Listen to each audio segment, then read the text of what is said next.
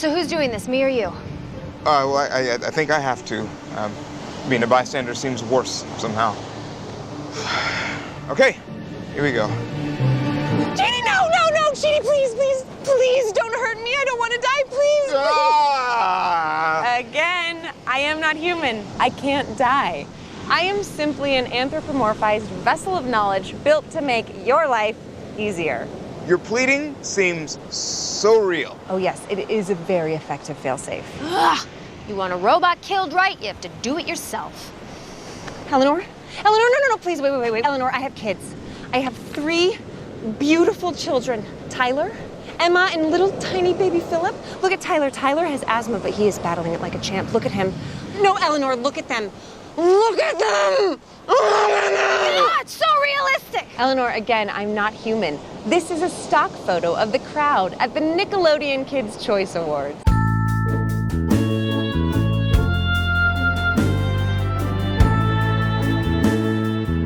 The question's been eating at me all day, and I need to ask you, Steven. Can you be honest with me? Yeah. Would you or would you not be my boot brother? You know what, Zach? I'll boot brother with you. That'd be cute. Do you think we so? can have a boot shoot, a little photo shoot with our boots on. A little boot scootin' boogie, you a and boot me. scootin' boogie. Do you think we could rock those specific boots, you and I, together? Yeah, absolutely. But we Would gotta you wear get the them full to outfits. the hospital when suffering an aneurysm? How much are you willing to be my boot brother? You know, Zach, I'll take it all the way. I mean, like, I'll boot the scoot, even while I'm boogieing. You know, it'll become my thing. I'll have to start competing only in country, but I'll do it for you. Hi, everybody. Welcome to the podcast. Welcome to Into the Time Knife, a Good Place Rewatch. I'm Zach. I'm Steven, and Zach, I have something to tell you. Sure. I've been eternally shrieking the entire time you've known me. I emit a frequency that's so high and or low that it can't be perceived by humans, but it makes dogs and small babies go fucking nuts. They start yelling the second I get around. Arr, arr, arr, arr, arr. So sorry if there are any dogs around when you're listening to this, listeners. They will attack. Everyone, as always, we are going to start off the program by shouting out our $10 and up patrons at patreon.com/can't disappoint podcast. Those people are Danny M. Lugo, Mary Baker Budisa, Brian Thurman, and Autumn Marsh. We're very thankful for those people. And if you'd like to add your name to the list, become a $10 and up patron, patreon.com/can't Do you disappoint think, podcast. Zach, that we are more popular with, what demographic do you think really likes us? I don't know. That's a good question. All our patrons, I think, are women. Are women of various ages. Various ages, various ethnicities. Mm-hmm. I don't know. Do you think we are maybe the rare two bro podcast that's listened to more by women than men? That'd be great for us. I think that's how we need to market. Everyone write us in, Time Knife Pod. Let us know what you got going on underneath your skirt. Yeah, tell us. We're trying to secure that Summer's Eve. Not that that's what makes you a man or a woman, of course. Tell us that but we want to know. We want to know what's going on under that skirt, regardless of what's down there. Steven, I'm really glad to see you again, to talk to you about The Good Place. If I'm being honest, I feel like I'm kind of coming out of a little bit of a depressive period, unfortunately. Mm-hmm. But truly, I don't know. We turn on Audacity. I put the fake podcaster face on. I get to joke around with my buddy, and it just lifts my spirits so much. It's helping. Well, I'm glad, Zach. As you know, seeing you puts me in a depressive state, which I'm glad that I can be your light. Me back up. Yeah. But no, this is so much fun. I love talking about a show that we love. I love getting to hang out with you every week and talk out. I did just, we did, inside the Time Knife, Time Works Differently. We did see each other 2 days ago. That's true. But it feels like it's been a week, doesn't it? Every moment without you feels like Fortnite. Well, every moment without you feels like Fortnite. I'm very confused. There's a 7-year-old humping me. I don't know. There shouldn't be, Steven. There should not be. Sorry, teabagging, not humping. That's not much. I don't know. My words. I don't know how that's going to hold up as better in a court of law. They keep building things in front of me, and there's a Goku for some reason. I don't know. Well, what is that game anymore? Have you ever played Fortnite, I've never Zach? played it. No. I used to play ever since I saw they stole that dance from Donald Faison, I wasn't able to give them any of my money. I gave Fortnite a lot Shame of money on them. during But a of little course, bit of our period. sponsor this week is Fortnite. Head to the Get your Zach and- V-Bucks. Head to the Zach and Steven Lounge every Monday in Fortnite to listen to our podcast in Fortnite and to get 2 V-Bucks. So I did one time, and this was not when I was really playing the game, but I still had it downloaded on my PlayStation at the time, I think. Uh-huh. The like virtual concerts that they do on there Sure. are kind of cool. No way. No. The Travis Scott one was kind of cool. Well, we had the conversation about Acid Cat a few weeks ago. Do you think it was actually Travis Scott performing in any way live? No. Then, but shrug. But on 2K, I went to a fucking Snoop Dogg concert. That's cool. As I was playing basketball, and it was so cool. They did like a live event where they like had the motion capture like a performance, and so they like did it, and it was really cool. We did try to get a Zach and Steven Lounge on that game too, but it was a hard no. They did not. We had to play 2-on-2 versus the developers, and let's just say Zach way oversold his basketball ability. My shoelaces were untied. And he never tied them. Otherwise, I've got hops. But the shoes just kept slipping right off. My Chuck Taylors were just untied. But why were you wearing a size 24, Zach? Well, I stuffed them with lead so I can kick the ball into the hoop more easily. This is the first time we're recording since the Super Bowl. This won't come out until a few weeks after it. Mm-hmm. I hope you had fun. I think it's at least a fun event to get together and eat some food. Yeah, I got together with Sunday? some friends. Danny didn't come because she didn't care. But I got together with some people from... She's still mad that they call it football here. Yeah. Refuses to be a part of it. But with some friends from the dancing world, which was fun. It was kind of a hodgepodge of people, but it was fun. There was a baby there. That was lit. But it was good. We ate some wings, had some Pequod's pizza, which is the best pizza in Chicago. I've heard you mention that before. I haven't had it yet. I need to come to Chicago. When you come visit me we'll go to Pequod's. That sounds great. We'll go see a show.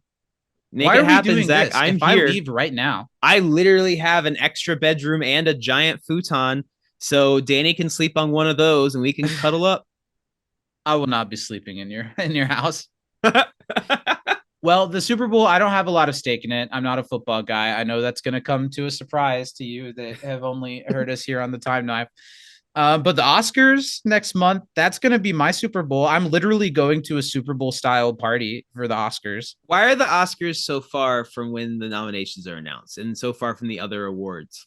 You're right. I think nominations usually come like a month before the awards. And I think for some reason this year they came like a month and a half before the awards. It's weird. I don't like that. Too much time in between. It's given me a lot of time. We've discussed this and you've, I don't know, listened to me and passed silent judgment that I think this year I'm going to have seen every movie. Which is really impressive, Zach. If you pull it off, you come one short, it means nothing. So you got to watch them all. There's one movie that is pretty much non-existent.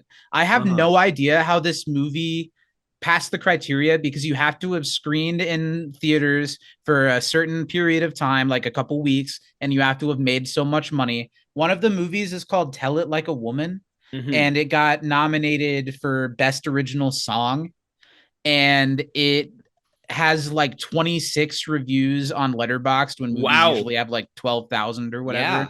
And all of the reviews are people saying stuff like, I don't think this movie exists. It's supposed to be like 7 short films about being a woman. And I think that if can't you just listen to the song? Does it really count as the movie being nominated? But you just said, if I come one short and I feel like me being how hard I have been about it. You've been real hard about it, Zach. You've been rock hard. I have. Every part of me. Just stiff. Ears absolutely diamond-like. If I go to the Oscars, I won't be going to the Oscars, but if I make it to when the Oscars happen and I've seen every movie except for Tell It Like a Woman, that's not going to count. That's not going to count. You get nothing for that. So Tell It Like a Woman producers, if you're listening, let me get that link. Yeah, send it. Link in our bio. Come on. I also think it's funny because I am sure a majority of the people who will be voting for the Oscars have Yeah. not seen every film that's been No. nominated for the Oscars. I'm certain they haven't. Why or would even they? as many as I've seen now. And I've seen like 30 of the movies, and I think I still have like 12 in the Wow. short films. That's great, Zach. And it's been great. There have been so many good movies. Mhm. After Sun, everybody, do yourself a favor and watch After Sun. I know I hope you've already seen Everything Everywhere All at Once. Yeah, But if you see haven't seen After that, Sun. watch it. And then even go further. If you want to see like deep filmmaking, see Banshees and see Tar, or see Top Gun Maverick, or see Black Panther Wakanda Forever, or see Avatar. There's so many good movies this year, both at every level of filmmaking. It's been a lot of fun. Yeah. Talk to me about I really want to see Tar. I really want to see Banshees. I really want to see All Quiet. I want to see After Sun, since you're speaking so highly about it. You should. Yeah. It's only an hour and a half long. Easy watch. I can Paul rock with that. Mescal got nominated for Best Actor for it, and it was Oh, like a that's big cool. surprise that I he didn't. pulled it off. You said that you didn't think anyone was going to get nominated for it. That's great. I thought maybe like screenplay or something, and Yeah. no, it was him, and he's not going to win. But just the kind of like with Brian Tyree Henry, just that Mhm. they got nominated for this little movie that somehow got enough buzz. That's an amazing nomination for the two of them. Yeah. Love Yeah. Brian T. Harry. Causeway was good. You'd really like Causeway. I should watch it. But- Things that people should watch, Yeah. Zach. The Go Last ahead. of Us, still absolutely killing it. They put out an episode the day early this week because of the Super Bowl, and it was so good. If you know the game, it is the episode with Henry where you meet Henry and Sam. And Sam is deaf, and so cool. he signs the whole told me time that. That's with cool. his brother Henry, and it's really fantastic. The kid that plays Sam does a fantastic job of acting in this episode. So I'm excited for that being a part of this now. So it's so good. This show's so good, and it captures things from the game in an even better way. And because it's a show, not a game, it can expand upon characters that you're not playing as. Sure. And it makes Sure. moments so That much makes more sense. impactful. And it's really, really cool. And I'm 100% sure that the show's going to win some Emmys, but Nick Offerman is going to win a guest actor Emmy for this show. Good for him. Yeah. And it's going to be like handedly deserved. Kind of like how I called Zendaya winning absolutely 100% this year for Euphoria. This is that kind of performance for me. Well, let's move into The Good Place. What do you think? Let's do it. Talk about an award-winning performance. Yeah, I'm what so a excited to talk great this week. episode. Today we're Yeah. talking about the 7th chapter of The Good Place, season 1, episode 7, The Eternal Shriek. This episode was directed by Trent O'Donnell, who in The Good Place later on directs both parts of the season 2 premiere, Everything is Great, and also directed the episode titled Jeremy Bearimy. Nice. Outside of The Good Place, have you ever heard of the show that was on Comedy Central, Review, that has Andy Daly in it? I was really into it. It's a really funny I've heard show. you talk about it, but I never watched it. It's really funny. I recommend it. Review, Comedy Central, Andy Daly. He directed the show, I think it was Australian, the show that's a import of. Trent O'Donnell directed 13 episodes of the original Review that I think was in Nice. Australia. He also directed 3 episodes of Brooklyn Nine-Nine, a whopping 28 episodes of New Girl, which I think is a Wow. great sitcom. I love New Girl. 2 episodes of AP Bio, and 11 episodes of a recent show that gets a lot of attention called Ghosts. Oh, Do you I don't know that show? one. It's on CBS. It's a comedy. It's got the girl from iZombie in it, who I have a big crush on. Oh, I love iZombie. There That you show go. was so much fun. iZombie. And this episode was written by Megan Amram, who is a comedy writer that a lot of people know that name. She's very funny, very talented. And she was a pretty big name on The Good Place. Outside of this episode, she co-wrote the episode Mindy St. Clair later this season with Jen Nice. Statsky. She also wrote the episodes Dance Dance Resolution.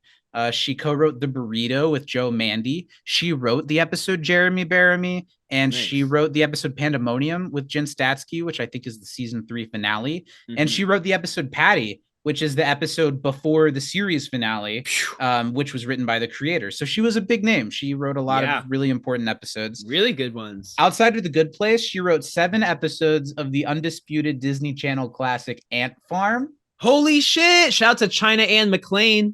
She wrote 8 episodes of Kroll Show for Comedy Central, 5 Okay, episodes I of like- Parks and Recreation, 3 Cool. episodes of Children's Hospital. More Nice. Children's recently, Hospital's funny. she's written 3 episodes of The Simpsons. Wow, And that's 6 cool. That's a nice thing to episodes. have I on think your she's one of TV. the creators. She wrote 6 episodes of Pitch Perfect, Bumper in Berlin. Heyo. And the other thing I wanted to mention is that Megan Amram has this really funny web series that she wrote, created, and starred in called an Emmy for Megan. That's literally about what it's like to be a writer campaigning for an Emmy. And That's it's awesome. really funny. That So sounds shout really out funny. both Trent O'Donnell and Megan Amram. That's a name we should try to get on the show, Megan Amram. Yeah, that'd be great. This episode originally aired on October 20th, 2016. And we're going to kick off our discussion of an episode that we're both really enthusiastic about how much we enjoyed with a segment that I'm just as enthusiastic about as always.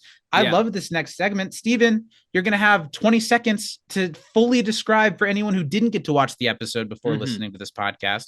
It's a big task at hand. Everyone, are you ready to find out? Did Steven watch the episode this week?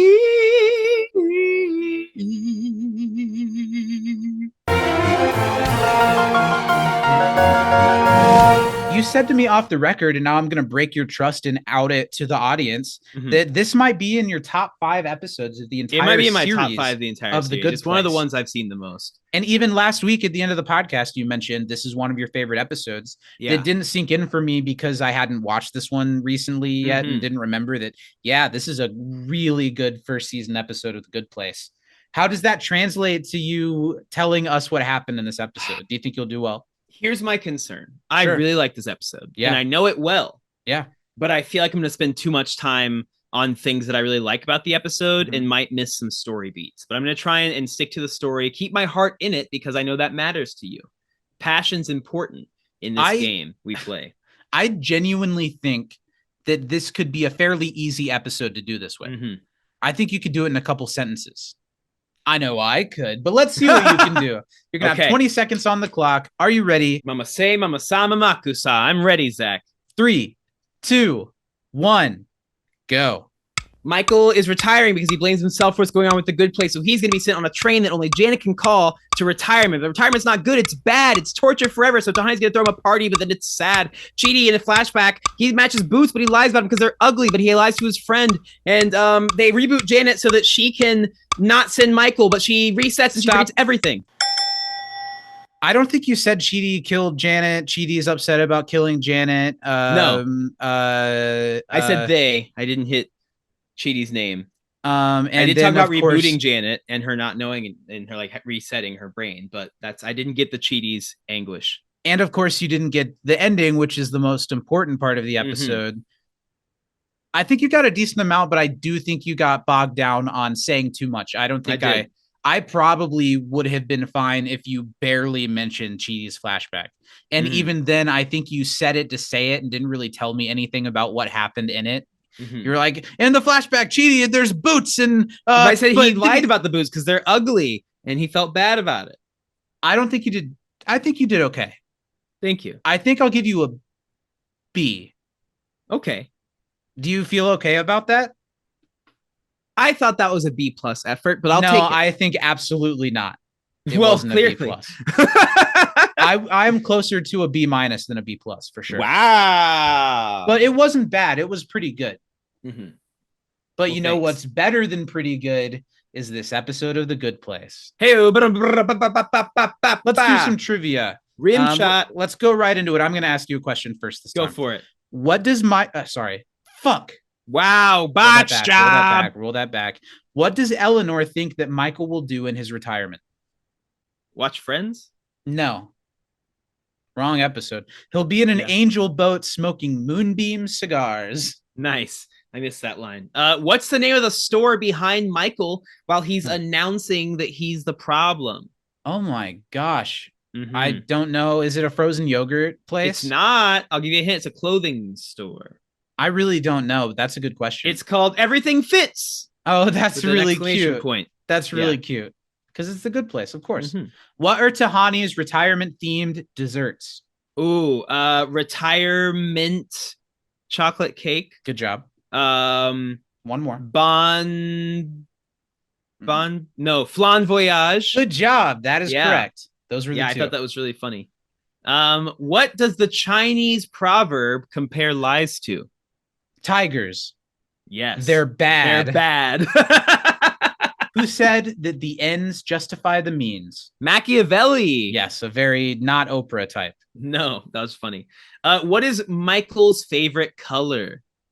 It was like, I don't know. It was a made up name. I know he said it was the feeling that a soldier coming home gets when he sees his child for the first time. I don't know what it was, so I'm going to say pluribus. Oh, you're really close. It's plurigloss. Plurigloss. That's funny. I almost wrote that down. What I did write down. What human things did Michael hope to accomplish before retirement? There's quite a few. How many I had get? this one, so I'm going to see how many I can read. Pull a hamstring. Shit. Why did I just forget them? There's literally they're so long and it takes up most of my notes. Because there's a really funny bit about toward and towards. Good. Which I can answer that question if it's plural, is it that or toward, is the question singular, like it's towards? I think the question is more that whether you know the difference or not, nobody knows when you're supposed to use one over the other. I think it's very clear when you're supposed to use one versus the other, Zachary. If it's singular, you have the S. If it's plural, you don't. It's if an easy what's rule singular? In English. Whatever is coming toward or towards you. If they are coming toward me, right? They's plural, but he is coming towards me. Wow, good job, Steven. You're welcome. Let's see, what else did he have? Get his hair wet. That thing when you're walking down a hallway and you and the other person kind of lean around and you laugh at your shared foible. Good job. I like that one. Get a rewards card. Yeah, you're reading them now, aren't you? Somewhat. Talk briefly to someone, then say take it works. sleazy. And the last one was eat a saltine. There's no points. I had the same question. I can't get credit for that. But you would have gotten credit for naming a lot without having to look at your notes. That's what I thought we were doing until halfway through at first, and then I gave up when I talked about the word, because I looked down to see the phrase shared foible, and I can't even look at you right now. So just ask me a question and move on. How long did Chidi live with the boot lie? That's one of my questions. 3 years. Oh, then I'll ask you a different one that I have that I skipped over to. Sure, just make up rules for the game. Whatever. Describe plurigloss. I already did. Did you do it correctly? Feeling. Is it, if I got it wrong, is it the feeling when a soldier comes home and sees his dog for the first time? Yes, there you go. Points, 10 points, Zachary. How many generations of Janet have there been? Ooh, 20. Wait, are we counting pre-reboot or post-reboot? Pre-reboot. 25. But good thought. Thank you. I was like, oh, tricky. That's all my questions for you today. Oh, I've still got 4, so I'm going to, 3, because you took one of mine. What are the names of Janet's fake children? Oh, fuck. Timothy. No. Ellen. Nope. And Elijah. No. Tyler, Emma, and little tiny baby Philip. See, I was close with the letters of the first two. Yeah. What favorite things help calm Chidi? Kant. No. I was guessing. It's another long list. Ethics, reading, drinking milk after taking lactose meds, quiet movies, fitted bed sheets, cool seeds, a new bookmark, and unsalted almonds. I don't remember that line. Was that one of those moments that's cut out? Maybe it was. Yeah, I didn't have that. It's like he's hyperventilating and Eleanor's like, "What are your favorite things? Tell me to help calm me down." And he lists all that stuff off. And she's like, "That's your favorite stuff?" That's funny. I don't think that was in the episode. Well, I'll believe you. That's not a point. That's awkward. That sucks. Yeah, why do funny. Streamers post shorter versions of episodes? I don't know. You would think if anything, because it makes sense when they air a rerun that they have to trim it down for commercials or whatever. Why would you do anything other than give the full version of the episode? That's why you buy the DVDs, I guess. One more question for you. What is Michael's Janet code? It's the year he was born. 0000. Good job. I liked that. Let's get into the episode. I want to hear from you first. What specifically makes this one of your favorite episodes? So I don't think I've said this out loud on this show before. Janet's my favorite character in the whole show. And the one that I think, we talk about the hero's journey. And in this show, there's multiple people that have a hero's journey.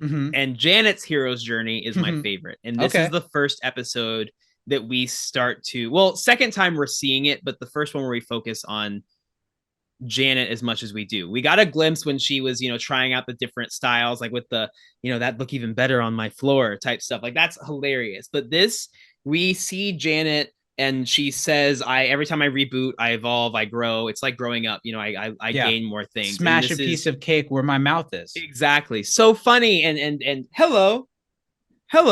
Well, I think this is the first episode, even though Darcy Carden has been great. Yeah. Every episode, Ted Danson as Michael has gotten to show off how he's a non-human entity in a human body. This is the episode where finally Darcy really gets to play that side of Janet, too. Darcy Carden, we haven't gotten to talk enough about how incredible she is yet on this show. Because I think we've been waiting for the episodes like this one, and here we are. I love her in everything I've seen her in. Yeah, she was great. So good on Broad City. She's good on Barry.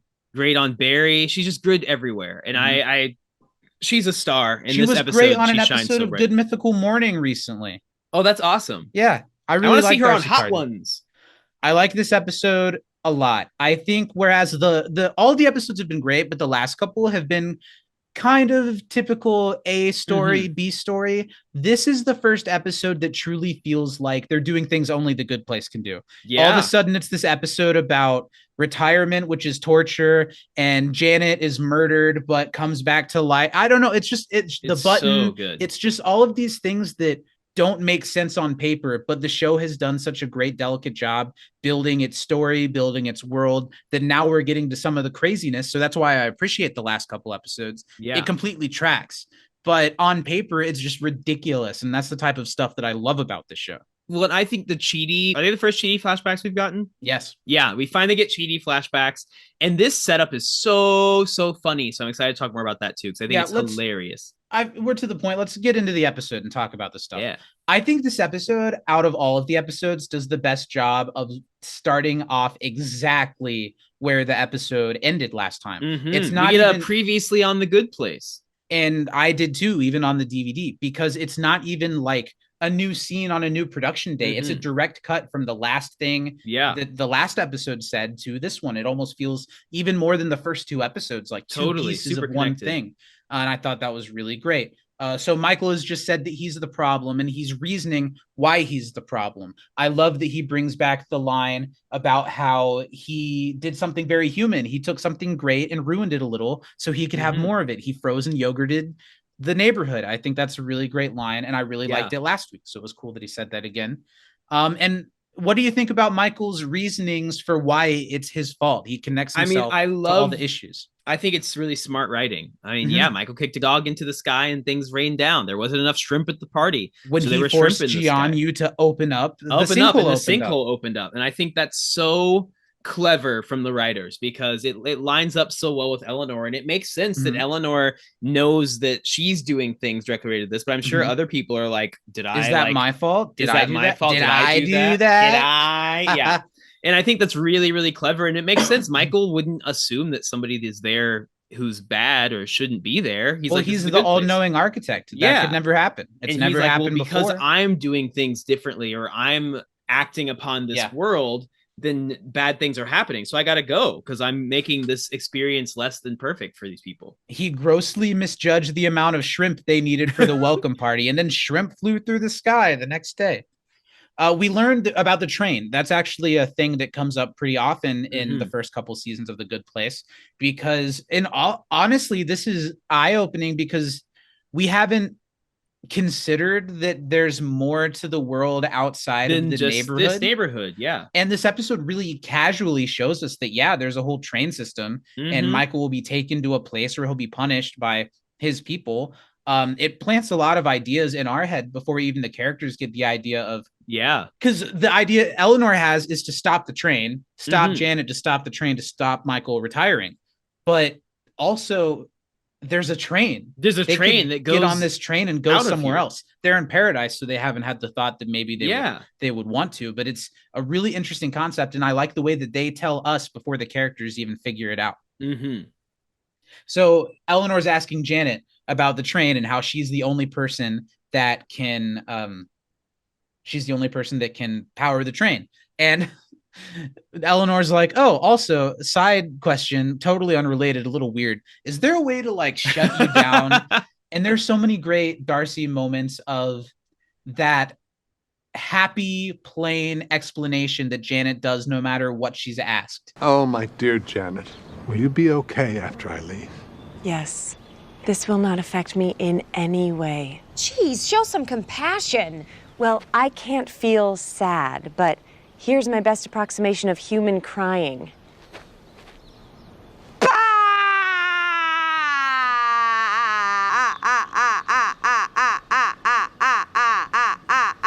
Oh, Janet, that was beautiful. Yeah. Well, that was so funny because it's joke after joke of these weird non-human entities. It's funny enough that Janet is crying in a way that humans do not cry. Yeah. And then it's even funnier because Michael just assumes that she's doing the like, right wow, thing and that that's she great. did it really well. So back at their house, Chidi is questioning Eleanor about what happened because as far as Chidi knew, Eleanor had just said, I'm the problem. Michael knows and I'm about to get called out. But Eleanor's all in this train of this is great for her. Well, but Chidi even speaks up in the town hall. He's like, you can't be the problem. Like you're right. The person who made this, which I thought was an interesting move by Chidi because, you know, Eleanor sees this as an out from he's the just jump. Genuinely confused. Yeah. He's like, that's not right. And I kind of thought I was out of this. Yeah. Yeah, that's a good point. Eleanor is ready to relax because Michael's going to be gone. And with Michael gone, there's nobody looking for her. So it'll be okay. But Chidi knows that Michael isn't really the problem. And that regardless of sweeping a problem under the rug, she still is the reason. And it's going to come back to bite her eventually somehow. The lies are like tigers. Yeah, they're bad. Do you think tigers are bad? No, I love tigers. Yeah, what's wrong with a tiger? I don't know. Let's stop tiger hate. I mean, I guess that tiger in Aladdin was pretty mean to all of the visiting princes. Well, sure, he had right to be. They weren't there for love. Pretty sure one of Siegfried and Roy got hurt pretty bad. Well, that's their by fault. Don't use flash photography on a goddamn tiger. Don't we sleep told in a you bed to turn off with a goddamn your BlackBerry tiger. before you watch the tiger show. Don't shower with a goddamn tiger. Who's got a meat stick in their pocket? Eleanor thinks that Michael will be relaxing in retirement. So that's a way to kind of explain why she shouldn't feel bad. Because do you know anyone who's retired, good. Zach? Have you, has anyone in your family retired and you've like been around them, or are your people the work until they die type of? Well, that's interesting. My grandparents have been retired as long as I've been alive. Other than my grandpa, I think he took like some small like factory job or something. Yeah. So seeing the transition, I haven't seen happen. My parents I'm 26 and my parents are older than parents of a 26-year-old usually are. They're both in their 60s. I think they both get to retire within the next couple years. Nice. They got like a 64 and then retire type deal. I think so. Or just that they've been working their jobs for the right amount of time. Yeah. They've got all the 401k stuff saved up and they're being told by their employers, like, you're on the track to this. One thing about our hometown does have a a very strong teachers union. So great. That's true. Yeah. Pro retirement, something that we will never get to experience probably. Eleanor thinks that Michael's going to have a really relaxing retirement. I love the idea of being able to retire and spending, I think, chill, travel, read a lot of books and to like watch a lot of the older films that I didn't get to see and just be completely perplexed by anything new. I can't wait. It's going to be great. Yeah. But Eleanor tries to talk Chidi down, which she'll be doing a lot in this episode. And they're going to go help Tahani, who is planning another party, like her 4th party in 7 episodes, like her 5th or 6th party in 7 episodes. Every episode, Tahani has to throw a new party. She throws 2 in this one. That's true. Well, she plans one, throws another. But Chidi is focused on this lie, and it takes us into our first bit of the first flashback we get of Chidi. You seem to really enjoy it. Yeah, I think it's so funny. It's funny, but it's my least favorite part of the episode because I think, much like the last couple of Eleanor flashbacks, I feel like there are far more interesting things they could be showing us of these characters' lives. Sure. And something as big as what's going on in The Good Place reminds me of that time I lied to my friend about his shoes, or reminds me of that time that I fed a dog too much. It just seems a little too slight. Well, here's why I think that it's used really well and effectively. Sure, it is funny. I'll give you that for sure. Because the overall setup of it is to show how much Chidi suffered when he told one lie to someone. True. So now that he's telling one lie, that lie was bigger, inconsequential. I mean, right? That's not lost on me. I just feel like during the flashbacks, I'm like, man, I wish I could have seen the equivalent to Tahani's flashback in Chidi's life. Sure. That's what I'm saying. But the problems that Chidi has, the thing that's his issue is different than Tahani's. Tahani's has to do with her wanting to match up to her sister. Chidi's is he just can't decide to do or not do anything. Yeah. You know, I see you. That's not lost on me. I don't dislike it. It's just of an episode that I think is stellar. It's the one thing that left me wishing it went just a little deeper than what it does. That's fair. I liked it. I thought it was really funny. I think that the premise of your friend coming up and saying, "Oh, hey, I just got these. What do you think?" You're gonna say that you love them. If somebody gets a new tattoo or an earring or something, like, oh, cute. All the people in my life that are like, that go so quickly from, wow, the stuff you're doing on the podcast is great, I love it so much, to, well, you know, I don't really listen to podcasts. It's not really my kind of thing. I definitely see that in my own life. Yeah, for sure. So yeah, Chidi's friend has these gaudy boots. They're not that gaudy. It's just they're not that ugly. Compared to his work outfit is the problem. If he was in the right honky tonk, he'd be the talk of the tonk. It's true. Have you ever been to a honky tonk, Zach? No, and I don't want to. No, they're not bad. I've been to a couple of honky tonks in my day. I don't like to dance. I don't like to drink. You don't have to dance. And I don't like country music. Well, so what is there for me there? I don't know. Nothing. If you don't like drinking, there's nothing for you anywhere, Zach. Well, that's a very sad thought. It's a sad world we live in. I don't think that's true at all.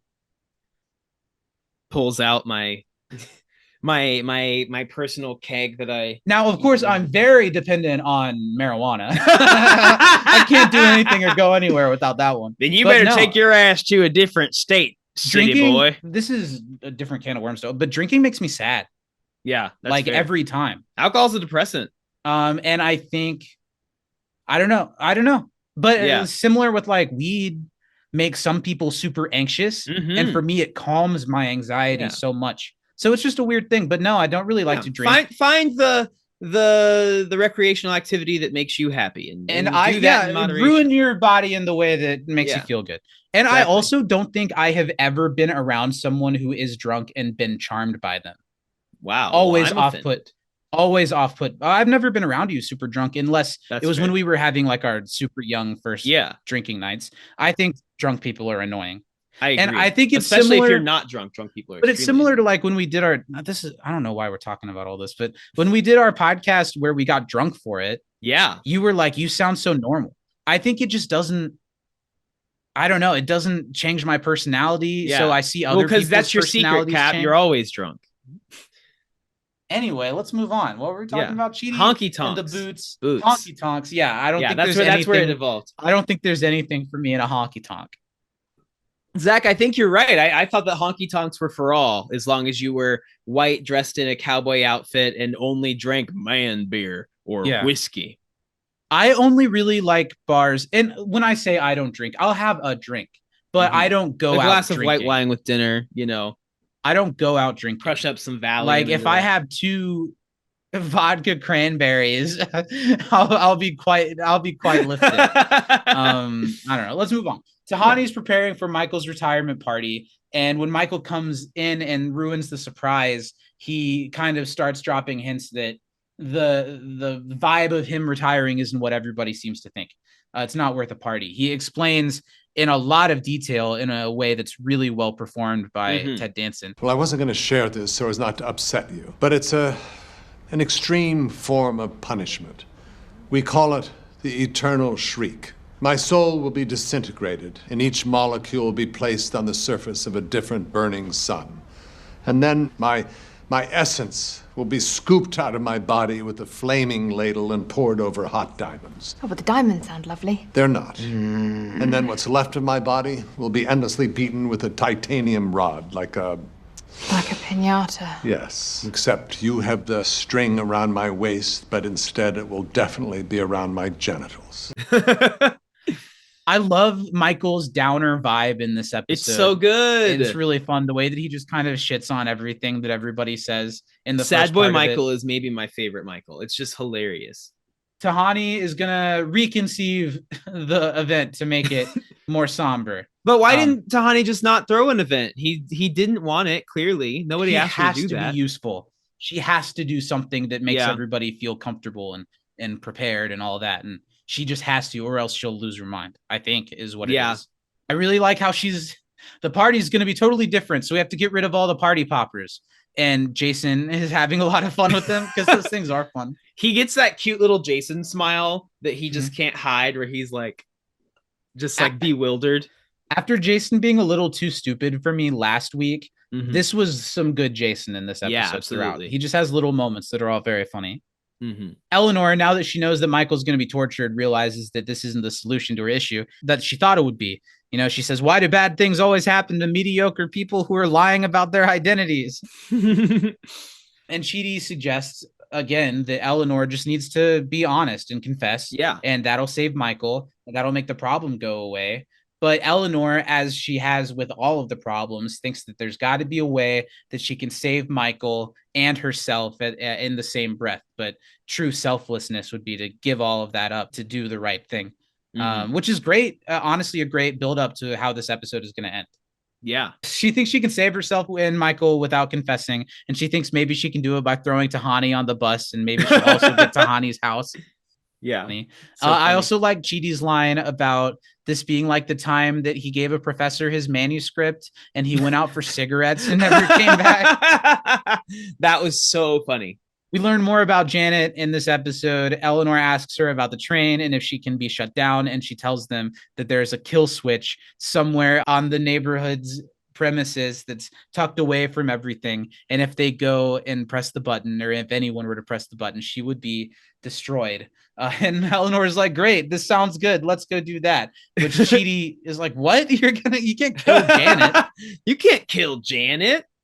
Now, whose side are you on here, Zach? Do you think that this is a bad thing to do to Janet and you're taking a life? Or do you think that she's a computer? You're just resetting her? Well, in that, I think, yes, she's a computer. You're resetting her. On the other hand, Eleanor's situation has reached its breaking point. Yeah. And now multiple people, whether it's a computer or the architect, whatever, multiple people are suffering because she is continuing to keep it to herself. Yeah. So in that, I'm completely on Team Chidi. But Yeah, if it was just Janet, yeah, no big deal. She's a robot. So Eleanor, she's jumping through hoops to make their one small murdery thing make sense, and it's not going to work that way. She thinks the ends justify the means. I think that it's an interesting conversation to be had, where it's the whole idea of the 99 sheep versus the one, or you go back in time. You brought that up. You really like that one. I do. Or do you kill baby Hitler to stop the Holocaust? That sort of, I not that those are on the same scale, but it's that, is doing one bad thing to make good things happen worth it, but is what Eleanor's doing actually a good thing, or is she doing a bad thing to maintain doing a bad thing? That's what it is. We'll get into that a little bit later on Chidi's philosophy class. You have that to look forward to. What was that one? A little jazzy today. Was that an original? Yeah. We get another segment of Chidi's flashback. He's in bed with a significant other, which I thought was a really interesting, or I assume a significant other, which I thought was a really interesting development after Chidi pretty much saying that he had never had a serious relationship. But here we see him sharing a bed with someone that he seems to be comfortable with. Yeah. Well, what did you take of that?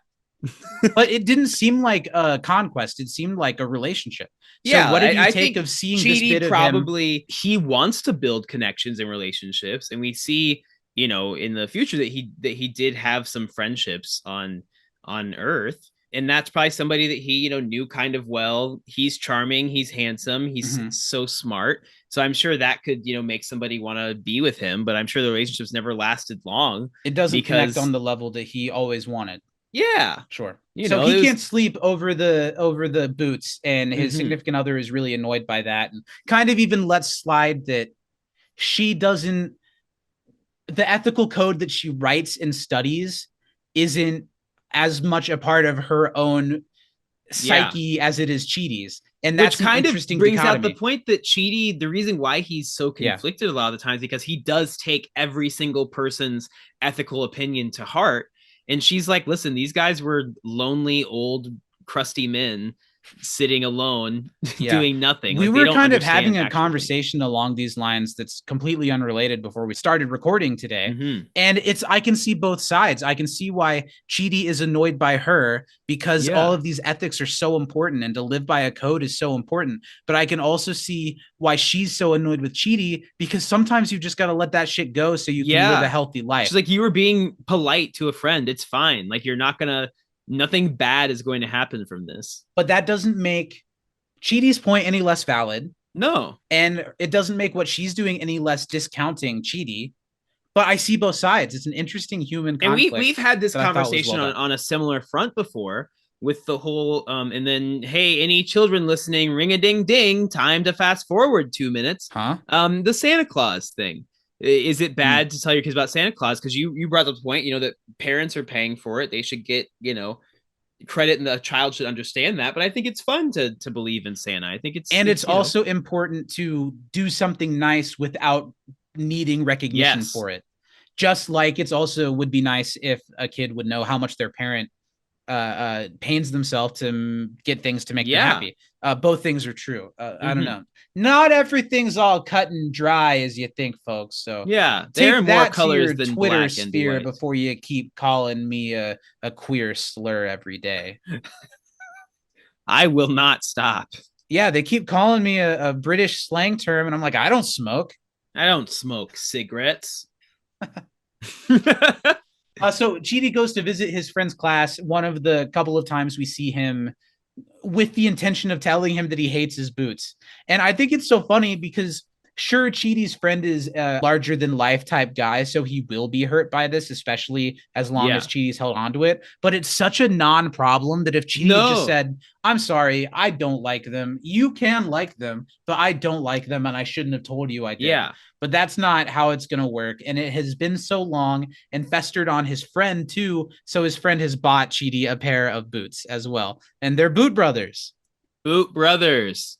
I thought Chidi's pained strutting around once he has to put the shoes on. William Jackson Harper is so good at making these like frustration noises that seem genuine and human and don't seem like acting. And it was a really funny moment. Yeah, I love that scene. I think that it's just so funny because it's a easily relatable situation that most of us wouldn't think twice about. But I'm sure all of us have been guilty of that at some point or another, you know, saying like, oh, yeah, that's really cool for you. Absolutely. You know, every goddamn day of my life. Every day of my life. I don't know. Anytime anyone has ever told me a story, including you on this podcast, you say, wow, that's crazy. Whoa. Oh, my God. Nobody has ever listened to anyone in the history of mankind. No. Back at Tahani's party, she's making a speech for Michael, which doesn't seem to help. She keeps saying things that are just undercut by snarky sad boy Michael. Like when she says, you always kept us warm and safe, like a bright glowing sun. And Michael's like the one I kicked a dog into or the one I'll be burned alive on as punishment. But Michael, he then gets his turn to talk and he doesn't help the situation. But we see a little bit through his sad boy facade, and he lets out that he's sad because he's just starting to appreciate human things and human experiences. And he was looking forward to spending more time with the humans and as a human-like being to experience those things. I thought the saltine bit is really funny. That's so funny. I wanted to eat a saltine. Oh, I actually have some saltines. Here, try this.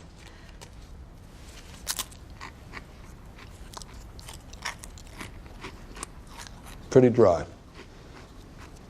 and too salty. Well, going out on a real low note here. Okay, bye everyone. And even Tahani takes away Michael's take it sleazy from him. He's like, it's not organic. You got to say it. After that, we get the scene that has got to be the highlight of the episode, right? Yeah. Janet, Eleanor, and Chidi at the kill switch, and then Jason. We learn a little bit about the history of Janet and what her being killed will actually do, that she'll just be rebooted and she'll be smarter and better the next time. In some ways, I think kind of helping Chidi see that this could be something to happen and not be so bad. When there's new Janet, and we mentioned she takes a piece of cake and smashes it where her mouth is. That was a really cute image, and the way that Darcy acts it out was really silly. But that doesn't help with Chidi's problem, because on one hand, she'll just be reset and everything will come back to normal in a while. On the other hand, she celebrates birthdays and stuff like that. So why can we kill this being? But Eleanor thinks that they're all dead already, you know, so it doesn't matter. Let's just let her be dead with us. What do I care? Chop me up, throw me in the trash. And meanwhile, the whole time, Janet is basically doing that, just saying, no, this will not hurt me. It's not real. Everything's fine. It'll be okay. But if you get close to the button, I will beg for my life and it will be super realistic. And that's the stretch of the episode that's just so funny. I couldn't take notes. I just watched it both times. Just look at them with the kids and look at them to Eleanor or just to Chidi not being able to go to the button and Eleanor being, oh man, that's so realistic. And her being like, these are stock photos of the audience from the Nickelodeon Kids' Choice Awards. What a funny joke. Tyler has asthma and he struggles, but he's fighting through it. So Chidi and Eleanor are just arguing over what's right and what's wrong.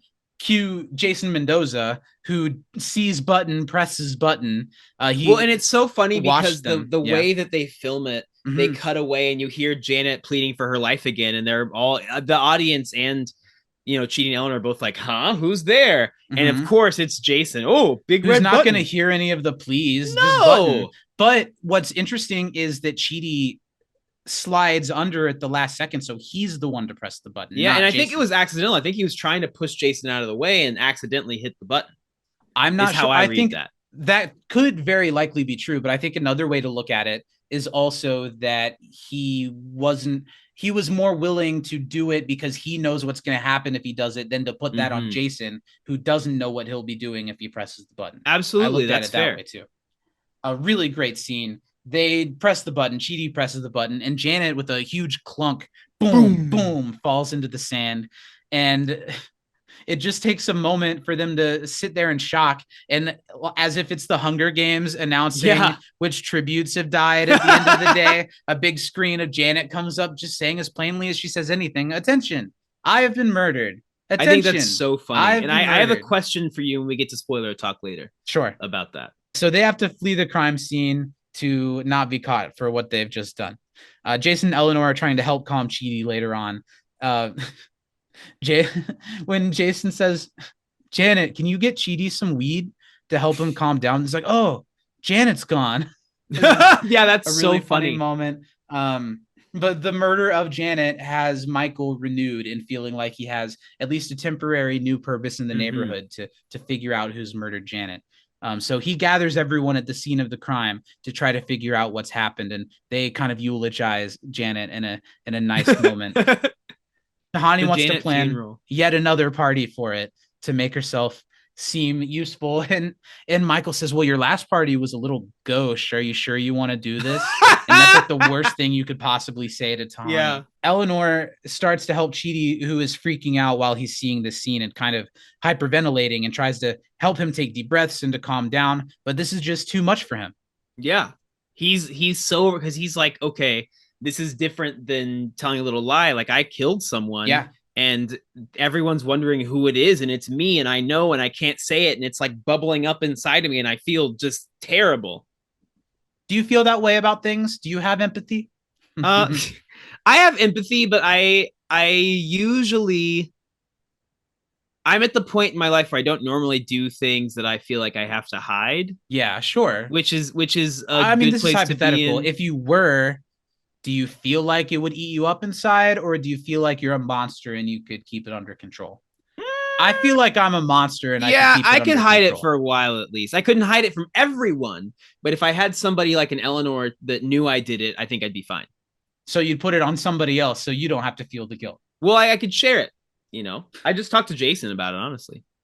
Janet's funeral is happening, and I love the look on her face when she's laying in the casket. The close-up we get of her face in the casket is super funny. And Michael is talking about how this could have possibly happened, and Tahani apologizes and tells him it's not his fault. And Michael says, I know this isn't my fault. I'm putting this one on you.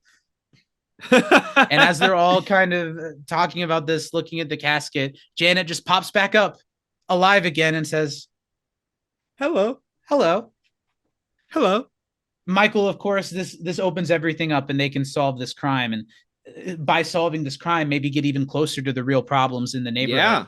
But Janet has been restored into this childlike state, or like a new device. Like when you first turn on an iPhone and it's like, hello, in 4 different languages, and doesn't know anything until it has time to download its software. But they mirror that with also Janet acting like a baby when she's in this state. And it's so funny. Darcy is just a standout in this episode. So good. So good. Love Janet. But Michael is able to announce to everyone that until then, when they find who the murderer is, after Janet has rebooted, his retirement is postponed, which makes everyone really happy. And there's a loud applause. And Michael, I think, feels nice to see that. Yeah. And I feel like Eleanor kind of started the cheering. Like she's that first like, woo, that you hear, you're right. Which is Eleanor thinks that this solves everything.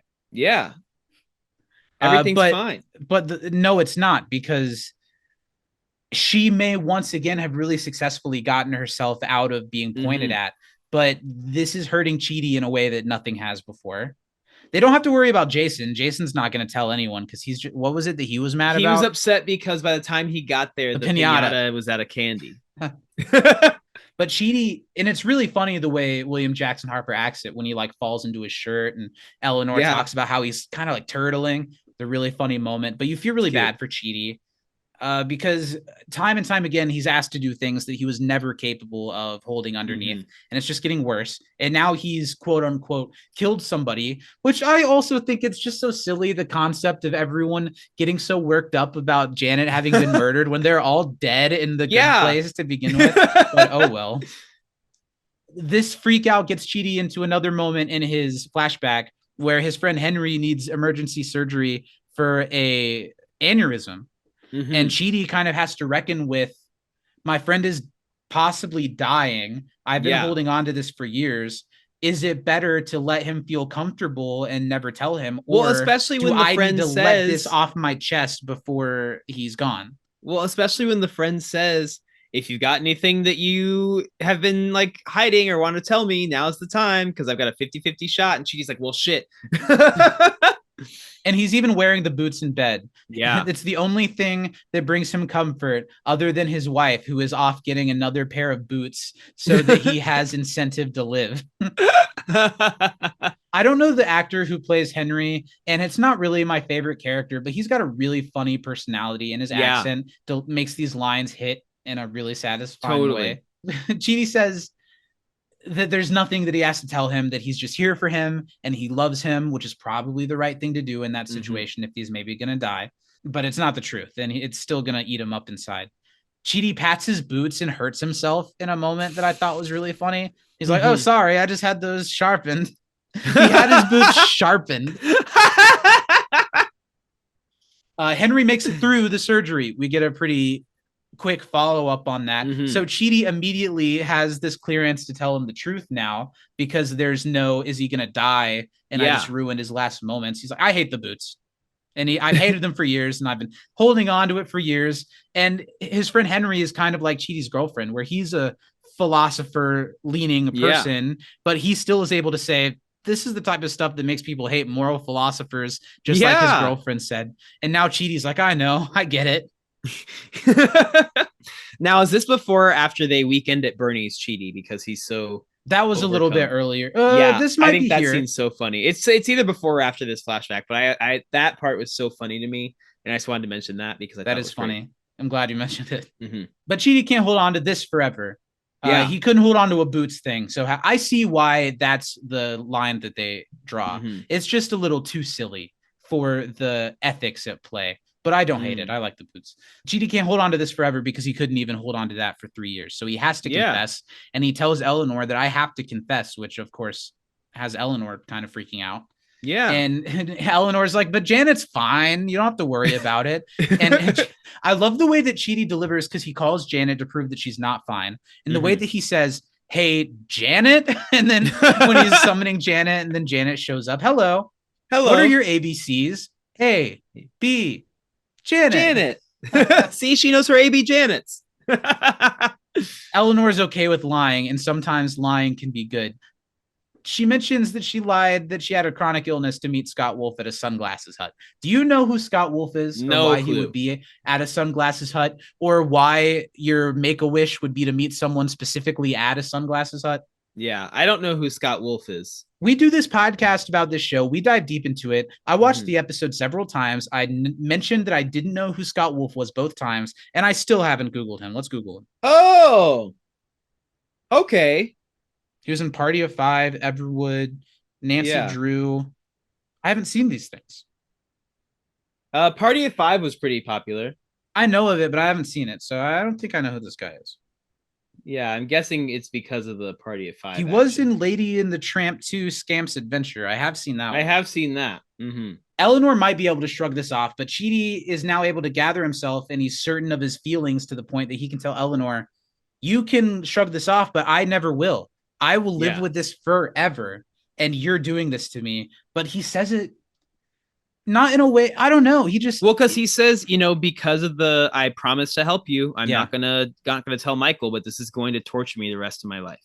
And he eternity. And he does care about Eleanor too. So there is still a side of maybe holding on to this forever is what I have to do to help. But this is gonna speak to there's a breath of, he doesn't say it, but he conveys it.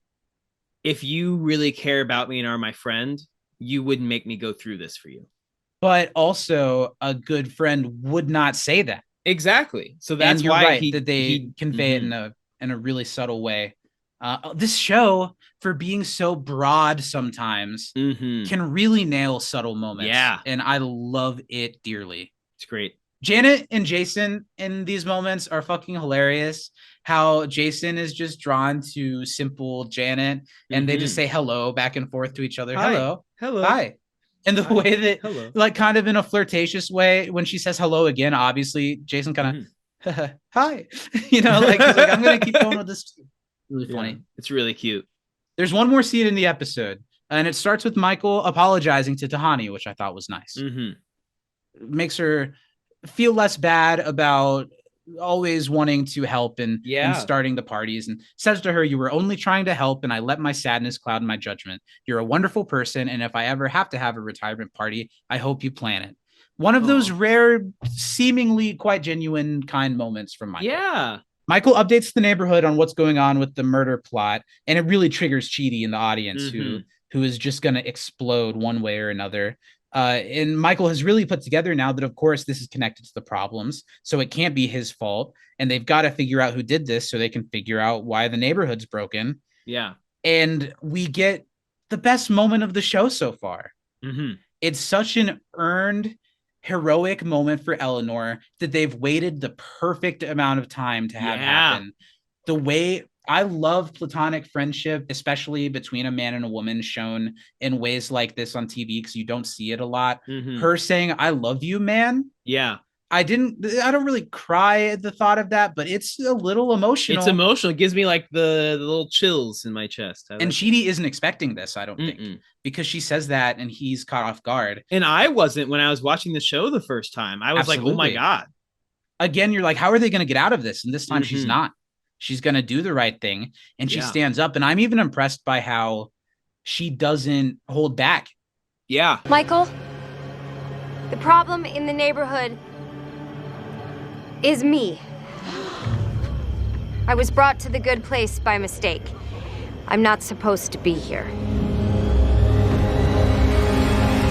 And that's where the episode ends, on the most satisfying cliffhanger we've seen so far, and really kicks off the Good Place's killer trademark cliffhangers. Right. Yeah. We finished the episode. How are you feeling about it? I love it. I love it. I think it's so good. I think that this episode sets up basically the rest of the show. Yeah. And in a way that you don't expect, with both Janet, Michael, Eleanor, Chidi, Jason, Tahani. It sets up so many things for them that we can't even like say yet until spoiler talk, but it's brilliant. And I think this episode's so well crafted, so well thought out, so well constructed, and it introduces so many things that are going to become so important as the show goes on. Yeah, both on a joke level and on a world building level and on a character level. Yeah, all of the above. It's great. You mentioned the spoiler talk, so speaking of, that's our conversation on the Eternal Shriek. We're going to talk spoilers for a moment. And after this, we're going to hear our good place, bad place decisions and head into Chidi's philosophy class. So just skip ahead a minute or two and come back and join us for the end of the podcast. Steven, you've mentioned wanting to talk spoilers a couple times. What's on your mind? Okay, so the question you said the Janet video. The Janet video. Murdered. So every Janet, because this is a good place Janet who has nothing to do with what Michael's doing. So does that video just exist everywhere? Why? Who's going to kill Janet in the good place? Well, they said in case of accidental, resetting. The button doesn't do anything. Yeah. The button doesn't do anything. The button doesn't do anything. Janet doesn't get reset. Yeah. She's playing it up because she's been, or maybe she's not. No, Janet's not. To an extent. Janet's just a good Janet.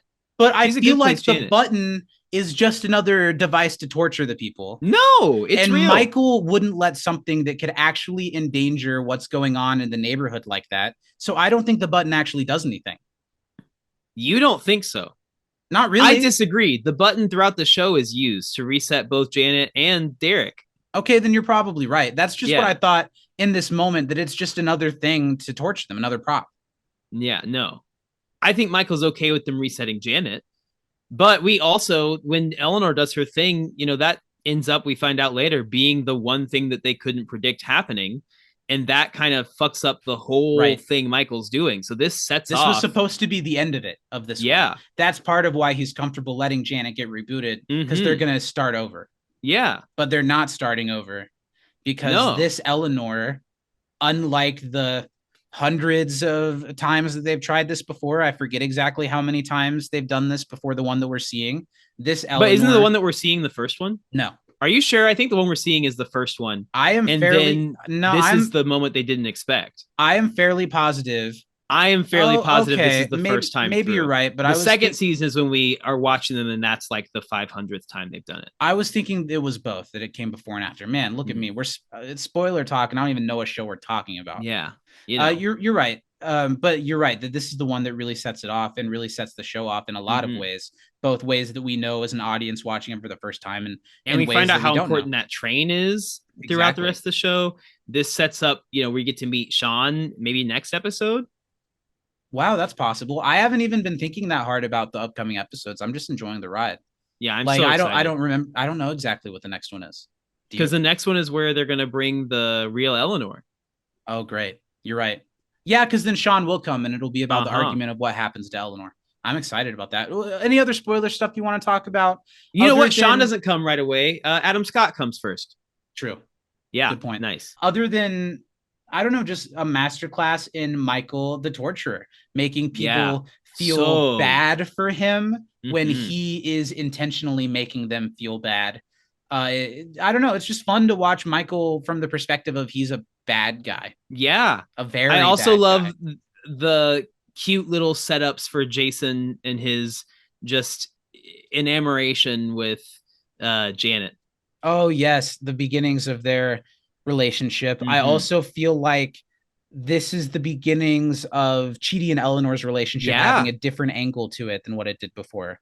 Totally. Right. Well, since I fucked up all the spoilers, let's step out of the spoiler talk and in to Chidi's philosophy class. That's the opposite.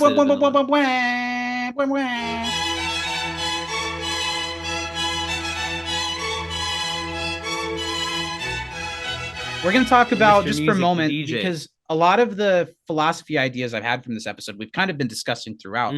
But the one at the crux of this episode that I want your opinion on directly is it ever good to lie? Is it ever right to lie? And is it okay to lie to help yourself out?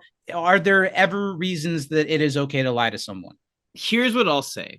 As like a teenager, and even like a young adult, I used to lie constantly to like my mom about stuff, mostly just because I wasn't allowed to do that much. So I would always lie. So I was like, lying to parents was common. Lying to classmates to sound impressive. Totally. Embellishing stories and stuff like that. Definitely overdid it when I was younger. I think because of how much I used to lie, I try to avoid it as much as possible now. Like, I'm very like happy with the fact that I don't feel the need to ever lie about anything in my relationship, which is a big thing, because there are things that she probably wishes you would.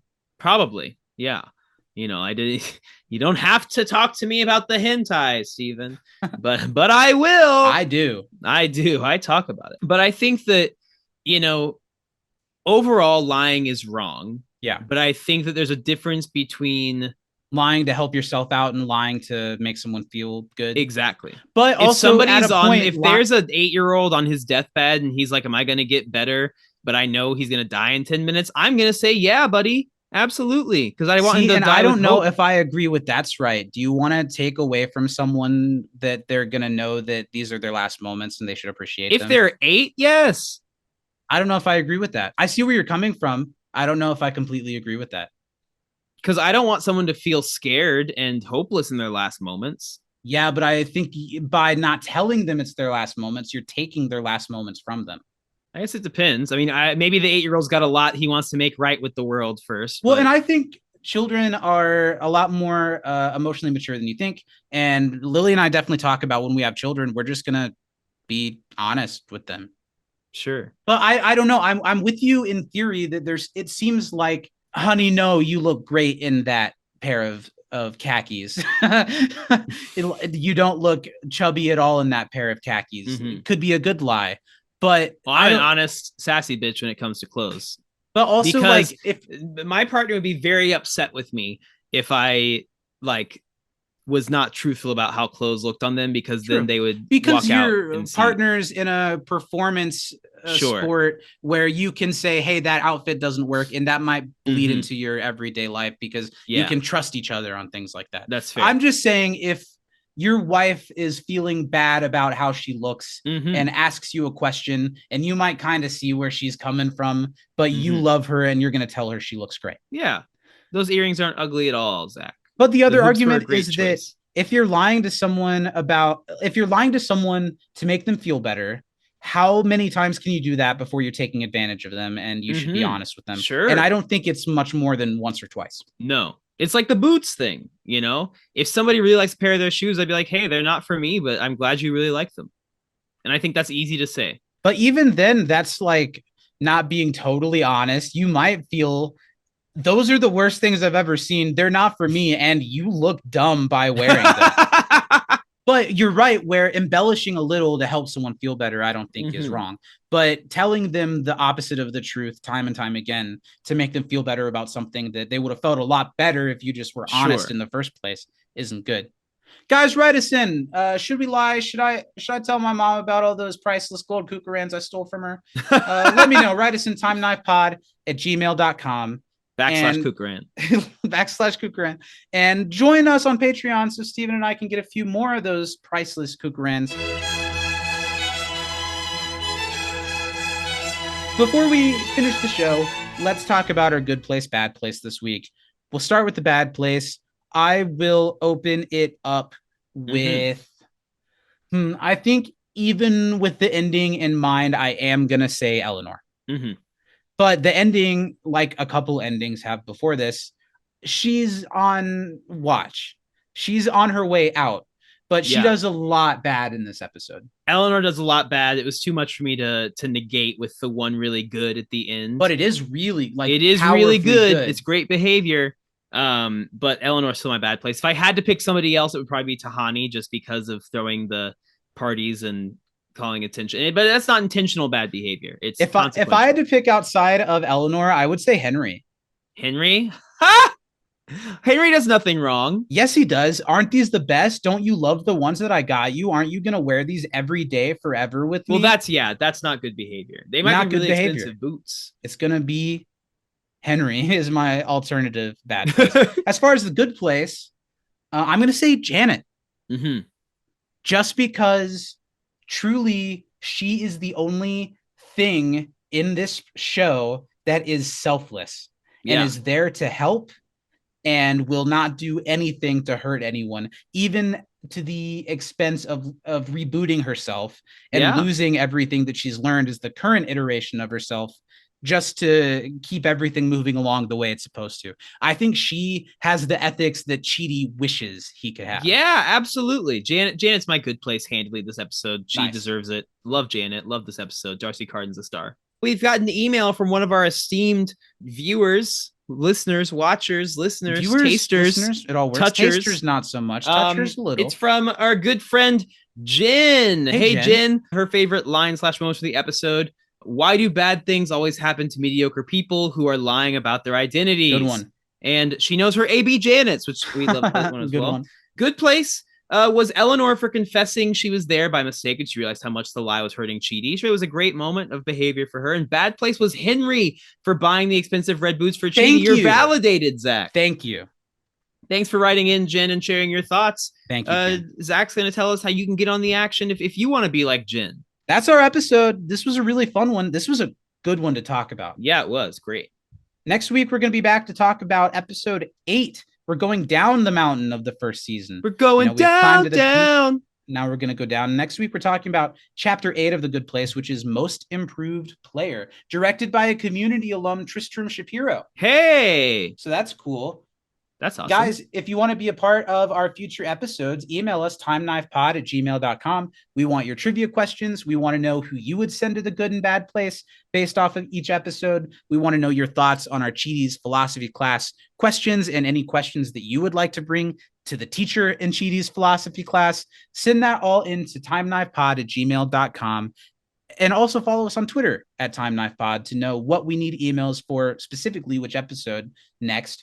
And aside from that, patreon.com/can't disappoint podcast. Hang out with us over there. That's the place. We're starting at $5. You can get all of our hundreds of Patreon exclusive podcast episodes, early access to this podcast every week.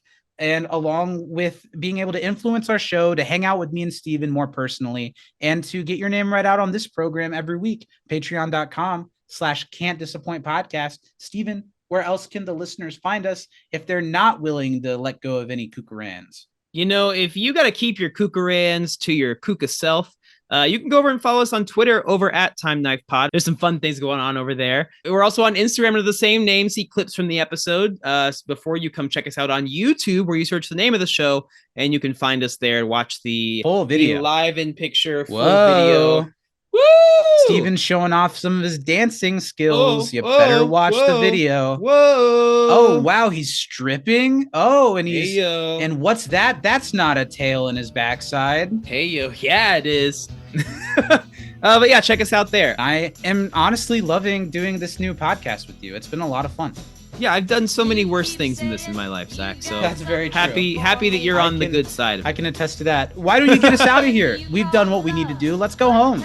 Yeah, from inside the time knife, hopefully no one gets murdered on our way out of here. But Black Lives Matter. I'm Zach. I'm Steven. And we'll see you next time. We'll see you next time. These boots are made for walking, and that's just what they'll do. One of these days, these boots are gonna walk all over you.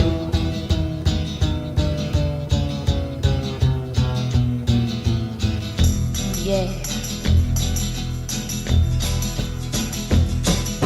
Rid-it-dit-dit-do. Video exclusive. I just want to shout out, Zach, this Rascals Not Drew Bunny Girl Senpai figure. The new movie just got announced. This show's incredible. It has one of We ended the podcast so well. Deaths It was done. It was all time done. in anime. It's great. It's okay. It's video exclusive. This is just for the YouTube. Anyone who sticks around, you have to put this. You don't edit this. You don't know how it works. Just cut it. Just hit Yeah, S okay. to split. Sure, You know, I will. but it's so good. You should watch that show. It's amazing. It's one of the first like non-action anime that I ever watched, and it made me fall in love with slice of life mystery romance. Tell me what it's called one more time. Rascal Does Not Dream of Bunny Girl Senpai. All right, everyone, check out Rascal Flatts, the anime. I'm going to go ahead and press S and split on out of here. Split on out. Arrivederci. Boom. Good episode. Never get burned. Ha! I just found me a brand new box of matches, yeah. And what he knows you ain't had time to learn. These boots are made for walking, and that's just what they'll do. One of these days these boots are gonna walk all over you.